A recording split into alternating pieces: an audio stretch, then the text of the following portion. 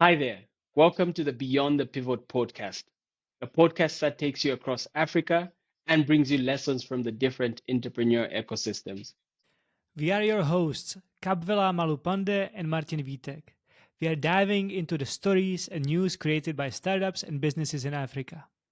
In each episode, we bring you stories of resilience, lessons in leadership, and startup stories that matter. Whether you are an entrepreneur, investor, or just curious about the dynamic startup ecosystem shaping this continent, Beyond the Pivot podcast is your guide so you do not get lost on your journey. Ready to go beyond the pivot? Let's get started. Hey, Martin, how are you doing? Oh, hello, Kabwela. I'm doing fine. Winter is coming, Christmas around the corner, New Year's. That's always exciting time when everybody is finishing everything they didn't manage to finish in the 2024, but now is the 2 weeks that that you have no choice anymore. So that's exciting, a lot of work, but I'm looking forward to the little tranquility that's coming with the end of the year. What about you? Awesome. I've been great. Of course, just tired from the year. I think we've had quite a long year, quite busy. Me switching roles from, leading, as you know, the entrepreneurship teams, now leading growth and partnerships. So, like all of that, I think I'm now feeling the toe of it, and I'm just waiting for my year-end break. But I have been well. We're having our rainy season now. I think I mentioned this. Hasn't been raining as much as we would have loved to, because as you know, hydropower, and if we have no rains, again, that just affects all of our past situations. But generally, I have been well, thank you. And to our listeners as well, we thank you for the feedback we got. We were just talking about our 15 fans that we currently have as subscribers on YouTube. Thank you so much for subscribing to our YouTube channel and the feedback on LinkedIn as well, and all the private messages that we've received on how best we can improve the podcast. So we really appreciate and value your feedback. And we hope in this episode as well, we can quickly dive into just quick few highlights. I'll be happy for you, Martin, to talk about what we'll be discussing today on the Beyond the Pivot podcast. Thank you, Kabwela. And I would like to add that now it's a whole new responsibility. These 15 fans that subscribe to us, now we feel like we need to deliver. Before it was just us talking about matters that are important to us, that we are interested in. But now that's a whole new pressure. And like you said, today's episode is going to be more about the highlights of what is happening in the African startup ecosystem and a few things that we recommend to keep an eye for in 2025. So, whether you are an entrepreneur, investor, or just curious about Africa's vibrant startup scene, this episode will get you ready for 2025. So, you will not miss any opportunity that you might have to perhaps invest in your first African startup. And before we get to those events and trends for 2025, I would like to ask you, Kabila, what sparked your eye in November or December in the startup scene in Zambia or perhaps in a different parts of African continent as well? I think I would like to just highlight a success where we've seen one of our startups expanding to a new country. They are called Ishandi. Ishandi basically in the local language means it's almost like my money. Ishandi, yeah. So it's my money. They are a fintech financial services company, a fintech offering peer-to-peer lending, online lending. So basically a microfin in the ecosystem. They've been previously in a Bongo Hive program and have been part of the Bongo Hive ecosystem. And so, in line with our what we have been discussing, in as much as Zambia is a small country, what we've seen is most expansion or growth and scale that we see for startups is either expansion into our direct neighboring countries, but in the case of Vishandi Chilufya, who's a co-founder, they are expanding to Kenya. So that grows their market base. With Zambia just being about 20 million people now, Kenya, if I'm not mistaken, we should be at about 55 million population of 55 million. So that just grows their customer base, and I think a lot more opportunities for raising finance, seeing that Kenya has a lot more established ecosystem. So that's been perfect, and it's super exciting news. And we hope to also showcase more fintech startups that we can highlight and show you a lot more what they're doing and what their expansion strategy would look like. Yeah. What about you, Martin? Any news on your end? Or do you have a question? Is that a question? I had a little question for this because when I read about Ashande, I read that they are serving underserved communities, but they didn't really specify who those underserved communities are. So I would just want to know if you know how do you define those underserved communities, or who those people are? Yeah. So basically, you find that they have different customer segments, and in that segment is yes, the underserved communities. Most of these will be in rural areas that fail to access financing from the traditional methods. Yeah, so that's typically where they will be targeting, or it could be the unbanked, even in peri-urban areas or within the urban areas as well. So those are typically who they look at as underserved. Okay. Yeah. So it's usually the people that do not have a banking account yet, or do not have access to even bank because they live in somewhere far away from the city, and they need loan for their agribusiness or a micro business and so on that they're doing. Is that right? Absolutely, and that's what a digital platform does, right? You don't have to take all your papers and stuff to a physical bank, but just had access to someone who's in any part of the country to access a loan. I think creates that access to finance. Yeah, it's pretty interesting. I never thought it about it in my words. Essentially, what I know is that there are banks on every single corner. They target you all the time, in advertising and TV and YouTube, and they just fight over having you as a customer. So it's very hard for me to imagine, without knowing about this, that there are people that like do not even have a bank because they cannot have a bank because they are so far away, they don't have the documents. So that's pretty cool approach and like new thing for me in my head to imagine. Absolutely. So, and we've seen a lot more banks pulling from other locations. So, the largest bank we have currently by customer base is called Zanaco, the Zambia National Commercial Bank, and they are quite have a good footprint. But we have seen quite a number of banks seeking to become a lot more digital and pull themselves from all of these areas across the country. So that in itself limits options for financial services. And that's why you've seen the surge and growth in mobile money services, which are provided by the telecommunications companies. Because I think almost anyone can be an agent. Just if you have a shop, wherever you are, tiny shop or kiosk, you can be a mobile money agent. And that, I think, model really does create financial inclusion. I don't know what that would look like if banks adopted it. Though the biggest bank, like I said, Zanaco, have tried what's called things like Zapit. I think they should have a Mhm. mobile wallet as well.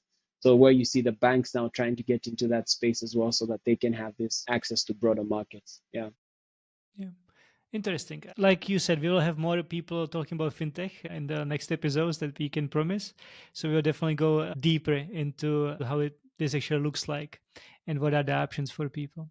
So that you ask me, I also have a little fintech startup that I found. It's called Juicyway. If I understand correctly, the news is from Nigeria, and what they do is they help sending money from abroad to Nigeria and the other way around. So they help African citizens contribute into the global currency markets.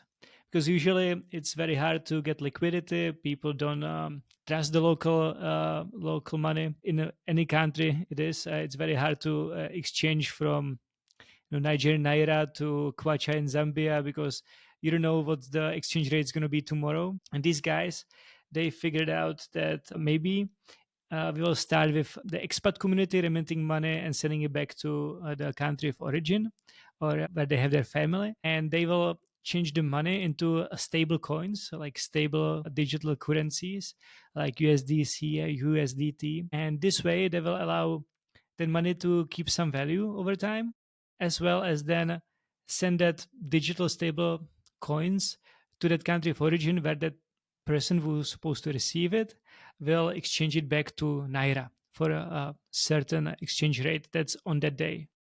And this way they have been doing it for I don't know, remember, I think it was 2 years in the article, or 3 years, last 3 years, and they served over 4,000 users. They are not only just the expats coming over sending money over from where they are currently living in, but also small businesses and people that want to contribute to the global currency market as an investment. And they processed over 25,000 transactions. That's over $1 billion in volume. Right now, they raised their first pre-seed round of $3 million that came from mostly early stage African investors like P1 Ventures, who led the pre-seed round, or Future Africa, Magic Fund, Microtraction, and other angel investors. They were smaller in size. For me, it was very interesting how they also make money. So you would guess that they will make money from processing the payment fees, from processing. So they will have the payment fees from 0.2% to 10%. But also, people will start using these accounts as saving accounts essentially, uh, because they don't know as if the naira will go up and down, if there's going to be inflation. So they will just put it into the stable coins, use it as a safety or a saving account essentially.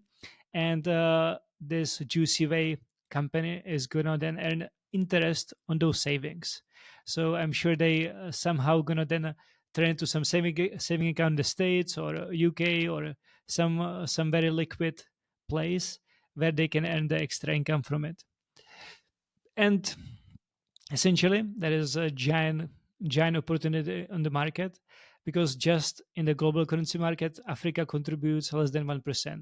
And that global currency market is $5 trillion. So even if they increase it by 0.0001, it should be still worth the investment. With African population all over is around 20 years old, medium age, I'm sure there is nobody more prompt than young people to start using new technology and trusting it. So, again, very interesting news, and a way that I never thought I'm going to see how coins, digital coins that people usually know as a Bitcoin, but the technology behind it can be used for even greater good. We will see if the greater good will actually be accomplished, but interesting use case for me at least. That's brilliant. I mean, I always love seeing opportunities where startups are raising funding. And speaking of funding, maybe this also adds to the news. I'd just like to speak to a conference that I just mentioned, Martin, which is the Capital and Culture Conference, which we also held last week, actually, at one of the resorts here in Lusaka, Zambia. One thing that struck me, what was interesting, is just by its name, Capital and Culture. And I will share a link so that you can see a bit more about that. I hope they host it next year as well, and we'll be happy to invite all of you. So it's just basically, besides just thinking about funding, they also present an opportunity for you to learn about the business culture here in Africa. There's opportunity for travel as well, in local travel, which is great. But basically, you get to mingle with startup ecosystem enablers during that particular conference. We had the Minister of Tourism, quite a bunch of investors as well, angel investors, and some VC people playing the VC space that were present. So that was really cool. And I think I like the model of just not just so much about capital, but also adding the aspect of culture, because African culture sometimes might also be different, right? Not sometimes, Mhm. it is different. And you also gives you that opportunity for you to just understand the business culture of Africa and the opportunity to travel, which I think is really great. And I thought I should share that. Yeah. What do you think will be the one culture aspect that stands out to you that you remember from the event, that people should be like know? The capital people imagine money, but the culture, like you said, is a little different. So what is that one thing that stands out to you? Yeah. This is maybe just something that off the top of my head that's striking is I think many people do understand how interconnected family bonds are here in Africa. So with that, you will understand that with that, adding on top of that layer is most founders are first-time founders in their families, okay? They do not know anyone who's been running a startup before. So what gets to happen, adding to that plus the tight family bonds, is usually, especially if it's a male child who's a firstborn. I don't know if this is the case in Czech Republic as well. They founders do have certain family obligations. Without you understanding that, you will think the founder is not as committed or dedicated, but it just gives you a broader perspective of some of the things that the founder cares about and some of the challenges that they might be experiencing with a cultural or family perspective as well. So all of these nuanced things I think are very important to understand some of the things that are pushing the founder. Yeah, and that's just something that I wanted to, that came off the top of my head. Yeah, we don't. I'm sure it used to be here more, but now we don't have anything like you are firstborn, therefore these are your responsibilities. You are a secondborn, therefore this is for you. So could you just give me an example? What is the firstborn responsibilities for Oh, people to hear? okay. What that could be? What that could be, it means your family depends. If you're a family of, let's say, three, most likely coming from either a low to middle income family, there's an expectation that you carry the financial burden of the family. So if it's school, you probably will educate your siblings. You have to do your part in supporting home. So all of those are some of the responsibilities that come with the firstborn child in an African family. Yeah. Sorry, it's so Yeah, obvious yeah. for me. I didn't know I had to explain the first time. Don't absolutely don't be sorry. That's why I'm here to ask. Yeah. And Yeah, I know many people yeah, have said it could be a burden, and I do get it how it is a burden. But when you think about it, it somehow has always been a model to make sure that you do not go alone, but always make sure that you carry others that are right behind you. And that's a model of lifting everybody else out of poverty. Yeah, so there is a downside to it, but also that could be the upside. and I would say it's also teaches you responsibility. So that's something that the founder has to have, that kind of responsibility for others and following on their own word. Even though I understand how that startup could be on a second mind after the family is taken care of. Therefore, it has to be very hard to allocate time for that as well. But like you said, there is an added benefit to it, that you realize what it means to succeed or fail, and that you need to learn from it and keep going, because you are the role model potentially for the Absolutely. siblings and for everybody else. Yeah, Absolutely. never knew. Thank you for teaching me that today. That's why you need to attend the next Capital and Culture so that we learn more and interact. Of course. Any If more we news have a, from your end? I do. I just want to say, if we have more following, maybe it could be also our first Beyond the Pivot Summit in the Capital Culture as well. Hey, right? Minimum for the 15, minimum for the 15 subscribers we already have now. Absolutely. Yeah. So news from me. Again, it's about venture capital. I follow on your footsteps, and I read that there is such a thing as Seedstars Africa Ventures One fund that achieved its first close at $42 million. And as many times as we talked about the gap, the funding gap for founders that are trying to fundraise around one to say $2 million, that there are institutions missing to cover this funding gap, that this fund decided to actually aim at this funding gap and close it and fill it in with their option. So they have a capacity to provide one to $2 million in funding in Series A rounds, and then do up to $5 million follow up funding, I suppose, in the Series B, which wasn't mentioned in the article. Currently, they already have five investments. They are from Nigeria, Kenya, Ivory Coast, Uganda, and again Kenya, two of them. That was for $10 million. These five startups, and they are from all over the place, all the segments: climate, food systems, energy access, internet connectivity, financial inclusion, and payment infrastructure. So, as you can say, they are not specifically focused on certain sector, more about the size and the investment route you are in. And I assume they do their due diligence on whether you are a viable, scalable startup, more on the merits than on where you from in terms of country, or what do you do in terms of sector. So that was interesting to me, that as we talk about it, that somebody's actually plugging in the gap, so something is being done about it as well. I like that. And that brings me to my latest question to you, Kabwela. Since there is this fund that invested in $10 million, I was also curious if there are any statistics about the whole year. How much money was invested in African startups over the 2024? Because this year is coming to an end. So if anything was already done or published, and how can we imagine that whole landscape looks like? How big is it? Thanks again, Martin, for that question. I mean, we've seen quite some great news from a funding perspective across Africa. Currently, just in the month of November, we had 32 startups raising about 180 million, and that excludes any exits that happened in the markets across the continent. And that brings us to a total for the year to nearly about 2 billion US dollars.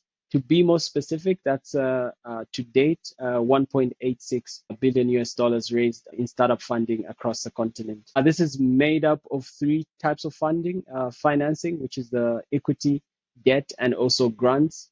And this is split respectively, equity coming through at 64%, debt was at 34%, and grants were at 2%. And that's what makes up this funding composition. So great stuff and great news and exciting funding rounds happening across the continent. And we hope next year it presents more opportunity and startups can raise more funding to scale their businesses. And is this composition of the funding something that you see also in among Bongo Hive startups, that they also raise about half of them, a little bit more than half of them equity, about one third the debt financing, and the rest are going for grants, or is it a little different in on the ground in Zambia? Yeah, I think in Zambia, it could be way different, especially from a startup funding perspective. Definitely this year, we've seen, and I'll be happy to share those stats, we've seen a lot more investments coming from the local business angel network. And most of these have been predominantly a blend of equity and debt, with equity dominating and coming on top as the highest form of funding that the startups are raising. But we do have quite a significant amount of grants that go to startups as well. So the grant side, in as much as it's 2% across the continent, it will be quite significant here. Currently, and this is something that we can even talk about later on, there is an EU opportunity, for example, called the Green Tech for CE program, which focuses on small businesses and startups that are working in the circular economy, green and circular economy space. So they get to provide them matching grants to just scale their businesses, and this could be quite significant amounts of money in terms of how much they will be offering in grants. So yeah, our funding landscape looks different. Grants can be slightly higher in terms of the type of finance that our SMEs and startups get to receive. And how would you describe the debt financing? Is it like a just a loan, or is it more a convertible debt? In your opinion, I mean, I cannot really imagine how that would look like. So I'm also asking for my personal opinion, how to imagine it. Yeah. Convertible debt, I think, is what I'm referring to as well. I think there you see more of it.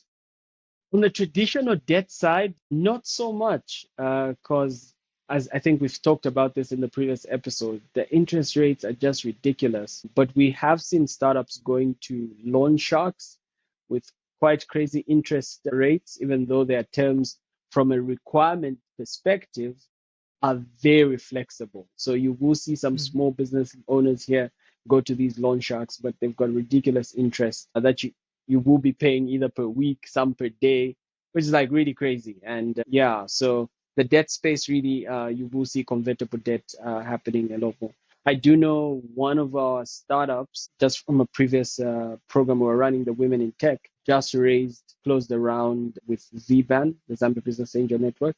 I'm not sure if they announced this, so I will not disclose any amounts. But yeah, it was a convertible debt that was being raised. Interesting. I also wonder if it's maybe sometimes blended, that some portion is equity, some portion is debt, and maybe we can invite some local investor to talk about it one of the episodes, because I'm not sure if any of us is too qualified to go into detail on what are the reasons for it and against it, and how the ecosystem looks like on the ground. What do you think, Abdullah? Is it a good idea to invite Absolutely. somebody instead of Yes, us? yes. I have someone in mind. Yes, absolutely. Let's invite someone. But I do know equity, of course, just gives the startup founders a breather, and you as an investor gets to have a stake and say at least in the direction and execution of the vision of the company.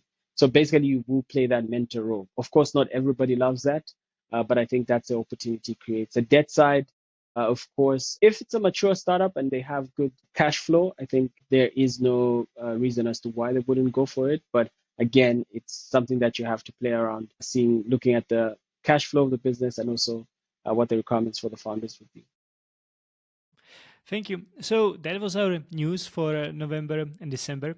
That for the end of the year almost.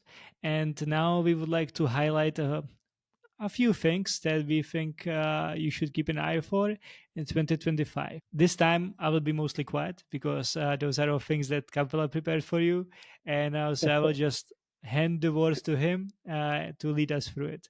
So Kabwela, the floor is Sure. yours. I can do that, Martin. I mean, first things first, I think I would like to talk about a program that we highlighted last time called MentorPitch. For those that don't know MentorPitch, it's an investment readiness program for startups and small businesses in Zambia.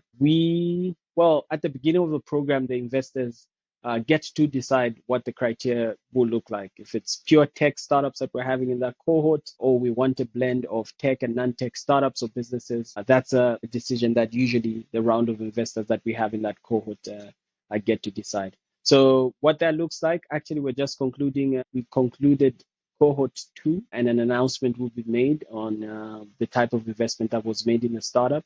But for cohort 3, again, just for more details, we have investors that get to commit as low. Currently, we're at about $1,000 prior to the program. And collectively, if you're 10 investors, you have a $10,000 that you can decide which startup you will invest in at the end of the program. And we take in 5 startups per cohort. We're not limited to the 10,000 if the investors that are participating in the program so agree that they would like to invest some follow-on funding based on the funding requirements of the startup, that can be increased to what a collectively agreed amount among the investors. It doesn't have to be one startup. This can be distributed and spread even across 2 startups or 3 startups. Basically, the investors get to decide. Also, on the selection criteria, investors get to decide what they care about and what they would like to see in the founders that will be part of that cohort. And what that looks like, it could be we need you to support more women at top management level or down at the bottom of the value chain. We'd like to see more inclusion. We'd like to see more ethically sourced raw materials. Basically, you as an investor, if you decide to be part of the program, you have a say into what types of businesses you'd like to be looking at. Also from an environmental perspective as well. So it's a great program. Look out for it. It will be happening. Should be in the second quarter, just about the end of the second quarter of next year. So you have quite ample time to prepare. If you'd like to be part of it, ask us a lot of questions if you have any, and we'll be able to provide as much information. If you'd like us to also let us know if you'd like us to invite any previous investor from the previous cohort so that they give us perspective on what their journey has been and what that looks like. One last thing, I'll pause, Martin, so that you ask me a question if you have any, or if I've left out anything, you can remind me. So it's a 12 weeks program. The only other commitment, which is very important, it's called Mentor Pitch for a reason. So they are 12 key topics that are based on what's called a POEM framework. POEM is just basically a framework that was created by a gentleman called Tommy Davis. Everybody should know Tommy Davis is an amazing man. Shout out to Tommy. TD. Hopefully we have him someday. But basically, he's been a key part of setting up angel investment networks across the country. He also used to be, if I'm not mistaken, the chairperson of the ABAN, which is the Africa Business Angels Network as well. So that's the framework that we use in the program. So every 12 weeks, we're talking about team, product, technology, everything from organization. And we rely on you, the mentors, who are the investors, to lead the discussions through the 12 weeks. We don't expect that you attend all the 12 weeks. The sessions are about 1 hour and a half. We don't expect you to be there for all the sessions, but your presence is valuable because each time a startup pitches about their product or pitches in the next session about their team, you are providing feedback based on your experience, either building a company or from your experience working in building a larger organization.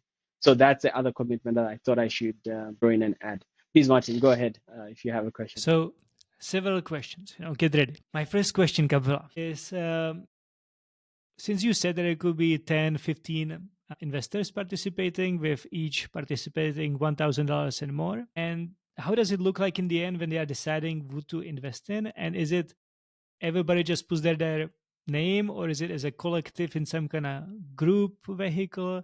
How does this process looks like at the end of the MentorPitch program? Great question. So because Bongo Hive is not an investment firm, just so you know, and we don't specialize in facilitating investments, on the program we work with one of our key partners, which is the Zambia Business Angel Network. And so you have experts that get to help facilitate that process, firstly from an investment perspective, all the legal requirements, everything that you will need, that is covered by our partner, the Zambia Business Angel Network. In terms of the decision itself, the mentors themselves have a group They're put in a group and they get to collectively decide. So it's a group effort where they get to decide together. I wanted to just quickly research from our previous cohort. I know we had about 7 investors, which would have been 7,000, but I do know they got to invest. It should have been 20,000 plus, if not 50. I don't want to get the figures wrong, but I can share that with you. And that was Green Giraffe that got the funding from cohort 1. Cohort 2 will soon be announced. We should have the event, if not this week. Yeah, it should be this week if it didn't happen already. But the investment will be made. The other opportunity I think that startups and investors get to have is every startup that gets to raise from a local angel investment, and I think we talked about this, Martin, and if they've been affiliated to an incubator like Bongo Hive or any other incubator in our ecosystem, they do have access to a follow-on funding from Catalytic Fund, which can possibly 2x the investment that's made in the startup. So I hope that answers your question. Yeah, of course. So it's great that there is such a vehicle that unifies the investors. So then I assume it could be also a red flag to have too many investors for the follow-up funds that follow-up organization would have to deal with 15 people, each having $1,000 and so on. So I'm glad Absolutely. And like I said, it shouldn't be way. limited. You're not limited to investing in just one startup. Yeah, of course. They can invest in 3 startups. Where the other investors want to put their money in different startup, that's something that can definitely happen. Gotcha. And then second question, you said we have to attend these meetings as participators if we decide to participate. Are those meetings online or offline? How does that look like? Would have loved them to be in person so that we see all of your amazing faces and have you hosted here. But I think we do have all the sessions online. Yeah, courtesy of technology. Thank you. So yeah, all the sessions are online each week. They happen at about 5:30 p.m. That's Central African time. Okay. So that opens up the mentoring, the mentor investing. I don't know how to say that word. Mentor pitch. Yes. The mentor pitch program, but the process of being mentor and investor at the same time to everybody around the world. And that brings me to the last question about mentor pitch. Do you have an idea when it's the deadline for mentors/investors to make the decision to join the program? And is there some kind of like application process or a due diligence process or something like that that they would have to adhere to? Yes. Usually our call for mentors ends in June. So that will be the same case for next year. And the application and selection process usually happens through our partner ZBAN, and we can share with you the criteria and selection process for that.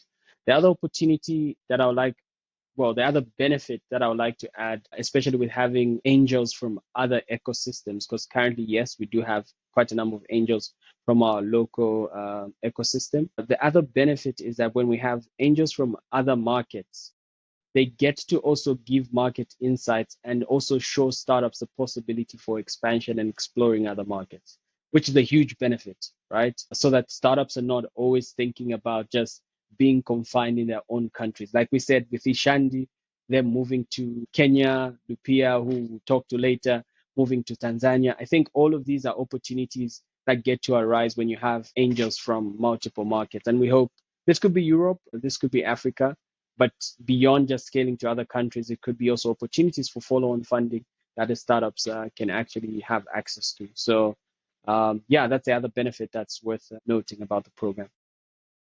Yeah, I like that you are guys not, it has to be just Zambians, because even the outsiders can bring up some experience that or maybe some knowledge from other markets as well.